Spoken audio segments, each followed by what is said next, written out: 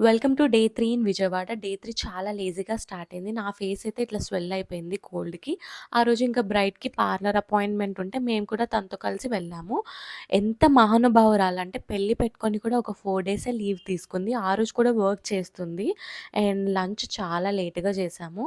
So, మంచి మంచి specials అన్ని కుక్ చేశారు మేమున్నన్ని రోజులు.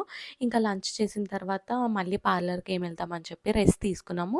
అండ్ నెయిల్ పాలిష్ అవన్నీ అప్లై చేసుకున్నాము.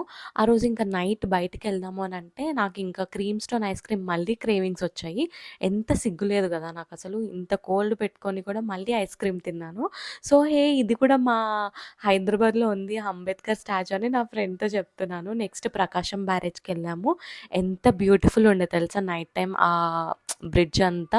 అండ్ తర్వాత కనకదుర్గమ్మ టెంపుల్ కూడా చూశాను. సో, అట్లా ఇది అన్‌ఎక్స్‌పెక్టెడ్ నైట్ రైడ్. అట్లా నైట్ రైడ్‌కెళ్ళేసి ఇంకా కొంచెం బయటే తిరిగి ఎంజాయ్ చేసాము. విజయవాడలో మార్నింగ్స్ అస్సలు తిరగలేము ఆ ఎండలకి.